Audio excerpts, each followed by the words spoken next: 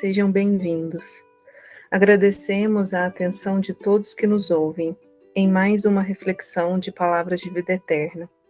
Que este trabalho possa alcançar o coração de cada um. No capítulo 51 do livro Palavras de Vida Eterna, intitulado No Solo do Espírito, temos uma reflexão de Emmanuel sobre um versículo do Evangelho de Mateus, especificamente no capítulo 13, versículo 8, no qual Jesus nos diz o seguinte: E outra caiu em boa terra e deu fruto, um a 100, outro a 60 e outro a 30. Considerando o título do capítulo, Emmanuel já nos alerta sobre o terreno da semeadura de Jesus, ou seja, o Espírito. Jesus não espalha suas sementes às personalidades, mas aos espíritos.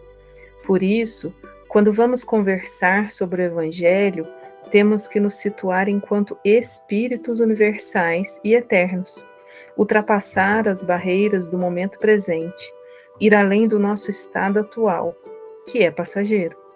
Ao dialogarmos com o Evangelho, nós conversamos com a eternidade. E somente o amor e o bem são eternos. Tudo mais que não for bom, acaba, passa. Quando as sementes da Boa Nova chegam em nós, no Espírito, sempre produziremos frutos. A diferença na produção está ligada ao nosso nível de consciência, ou seja, o quanto acessamos a nossa essência, o quanto estamos conscientes da nossa realidade espiritual.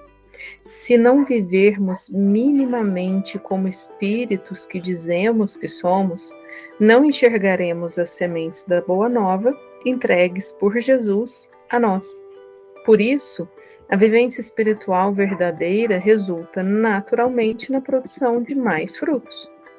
Quando dizemos que não estamos enxergando as respostas que suplicamos ao Pai, é porque estamos procurando por todas elas somente na matéria. Nos viciamos a acreditar que a vida real é aquela que nos serve como instrumento. Ainda costumamos olhar apenas para o que está ao nosso redor. E é preciso entender que o corpo também é externo a nós, porque somos espíritos passando por experiências materiais. Mas nós vivemos como se fôssemos corpos animados por alguma energia espiritual que se esgota.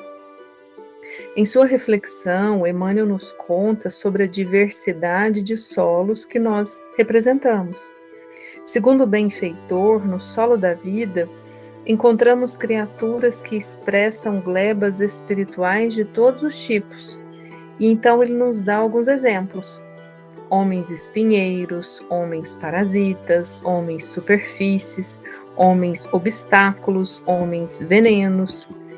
Mas Emmanuel ressalta-nos o tipo de solo ideal que devemos ser. Os homens searas, aqueles que, reunindo consigo o solo produtivo do caráter reto, a água pura dos sentimentos nobres, o adubo da abnegação, a charrua do esforço próprio e o suor do trabalho constante, sabem albergar as sementes divinas do conhecimento superior, produzindo as colheitas do bem para os semelhantes.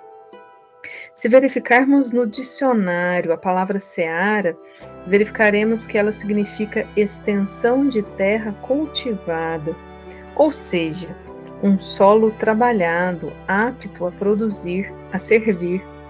Todos os exemplos anteriores que Emmanuel cita não estão à disposição para o trabalho. Nesse sentido, é importante que verifiquemos nossa conduta, postura e tendências, de modo a perceber que tipo de solo nós temos sido, qual o nível de consciência sobre a nossa natureza espiritual, o quanto estamos dedicados a nos tornarmos solos férteis e aptos a produzir o bem e o amor que transformam a vida em todo o universo. Que todos nós estejamos com Deus. Muito obrigada. Nos reencontramos no próximo capítulo.